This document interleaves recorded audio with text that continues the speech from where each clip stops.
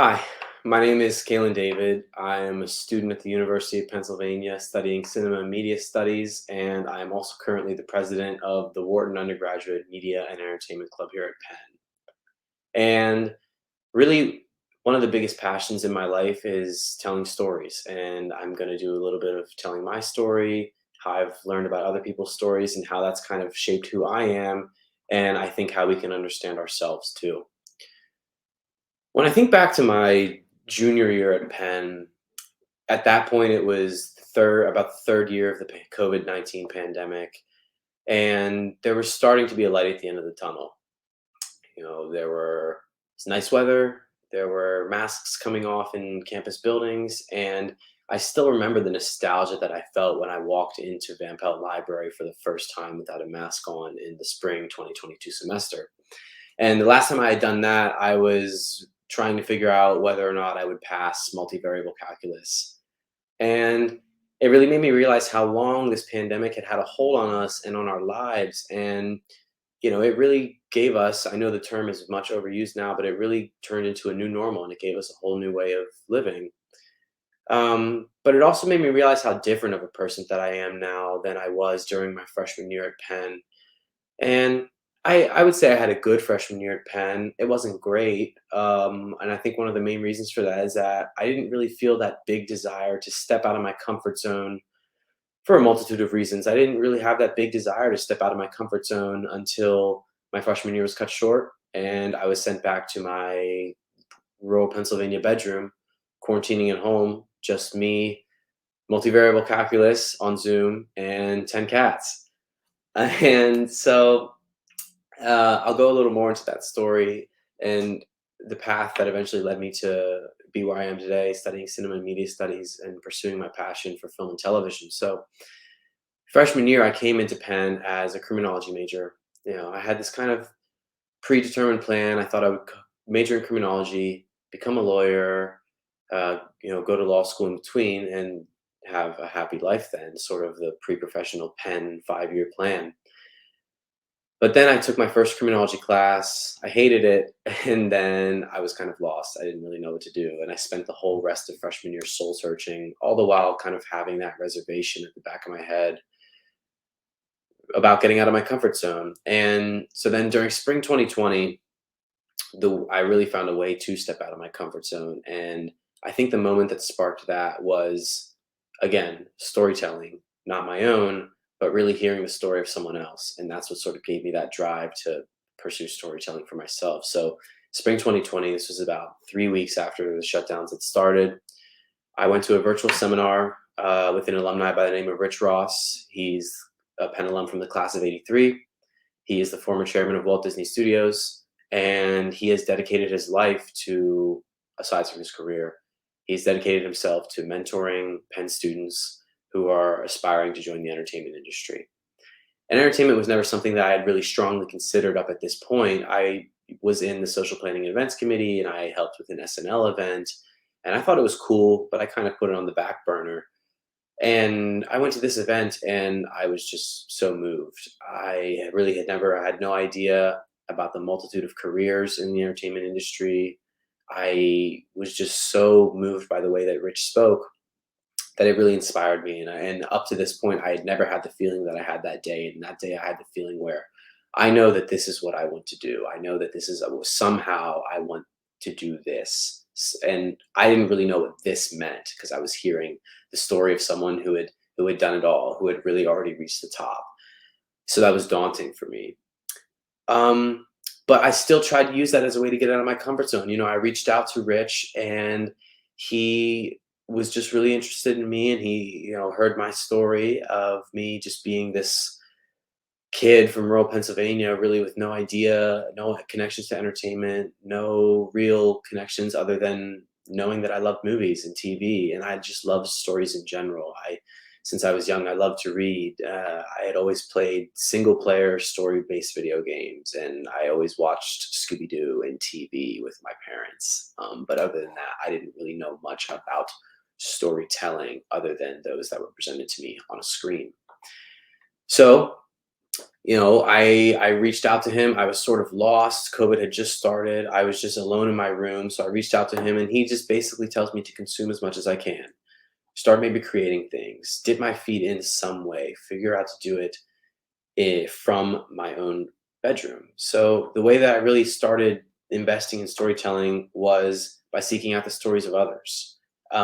Whenever I was um, in my bedroom in quarantine, I started a talk show called Early Evenings. And this was a podcast where I sort of just reached out to leaders in the Penn community and seeing how they were trying to continue uniting the community despite everyone being displaced worldwide due to COVID, how they were just dealing with the pandemic, what headspace they were in. And it just really gave me a lot of insight into learning about people, talking to people, and just learning people's stories and how that made me feel. I talked to Sofia Gonzalez, who at the time led Kite and Key to make Penn be the first Ivy League school with live virtual tours. I talked to Isabella Simonetti, who was the DP president at the time, who talked about how COVID was the one event that made the DP stop stop print production for almost 30 years, switching to fully digital. And I talked to Allegra Greenewald, an actor and comedy writer, and she told me the story of how she really found ways to continue and make us laugh in another. So this was sort of how I got things started. And then I realized that I liked doing this. I liked connecting with people. I liked trying to provide a way to find the light, try to make people still be connected despite being in a time where we were otherwise so far apart and alone. And so I kept doing that. So throughout the rest of summer 2020, I did talk shows and podcasts. I reconnected with one of my favorite high school teachers, my human rights literature teacher, and we started a podcast with his social activism group surrounding social justice. And throughout doing this, I realized that I was really meeting a lot of different people and learning stories, but I also wanted to find a voice for myself. And so I started to write articles ranging from just blog posts saying how I was doing in quarantine to reviews for film, television, music. I wrote for WQHS Radio. I wrote for 34th Street the following fall. And I wrote on my own blog that I called Kale's Corner. And so that was really how I guess I sort of sparked that passion of mine for storytelling. And I knew that I wanted to kind of continue that. And I wanted to continue that in a more meaningful way that could continue contributing to greater conversations. And I think that that happened whenever I met another great mentor of mine, Peter Desherney. He gave me the opportunity to work on telling stories that helped uplift communities that were otherwise silenced in ways that also helped me learn more about myself. And so I continued working with Peter Desherney to telling stories with the Heart of Puerto Rico. And this was a really interesting experience because it helped me kind of continue this passion of telling stories also with a new medium, and not just with a regular camera. So the Heart of Puerto Rico is a VR docu-series about artists in Puerto Rico after Hurricane Maria.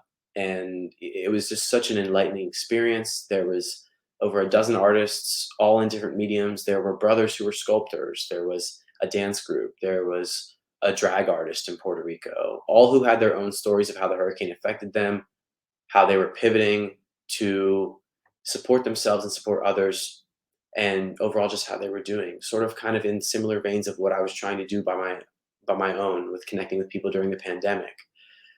And I mentioned pivoting because I think it kind of really ties into how I really wanted to sort of wrap this, is that I think that the way that we were forced to pivot during COVID is intrinsically tied to sort of the way that storytelling and entertainment itself works. In the small time that I've been doing this type of work in storytelling, I've already learned so much from so many people about how things are changing. And it's just a matter of waiting for us to discover a new way to do something, a new way to tell a story, and a new way to try to connect people in a way that makes this world a better place. And new ways of telling these stories are emerging in the most seemingly unimportant ways, like Travis Scott doing a concert in Fortnite, to really impactful ways, like showing how a skateboarder and rapper in Puerto Rico turned his studio into a shelter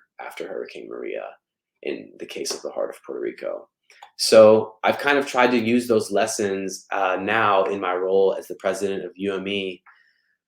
We're trying to utilize everything. We're trying to use new ways of adapting, new ways of telling stories, new ways to connecting people in a way that helps build pathways for students who want to go into entertainment and break into an ever changing field, because entertainment is something where technology and storytelling is emerging every day to create something new, and something new is always being created. And many of the events we hold are for speakers in a variety of sectors in the entertainment industry, and we're just trying to build a very deep network for our members in a way that engages them and shows them how this world is changing and how they can try to take advantage of that. And it's just made me so proud, not just in UME but also just in this Penn community, like what I'm doing right now, within the Penn community, within the world, as a larger space, just the way seeing how. And I feel like each of these experiences has brought me something else into my skill set. And it's just made me very proud seeing the people who I've collaborated with, people who I've connected with, people whose stories I've heard, the stories who I've helped told, the stories who I've learned from, namely with my mentors. It's something that has really proven to me that everyone has a story to tell.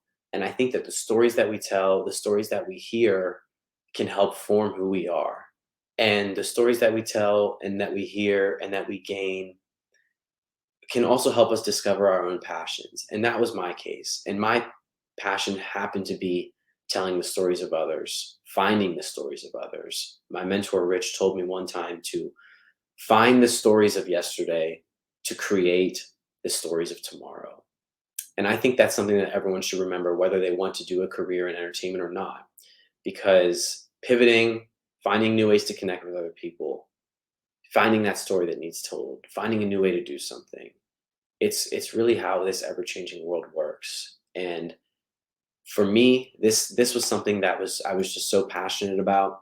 And this was something that as soon as I discovered that passion, I just couldn't stop finding ways to tap into that passion and to explore that.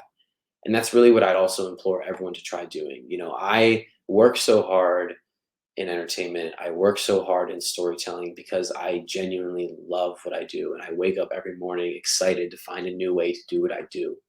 And I think that when you find something that really hits you that hard, the drive to do it comes naturally.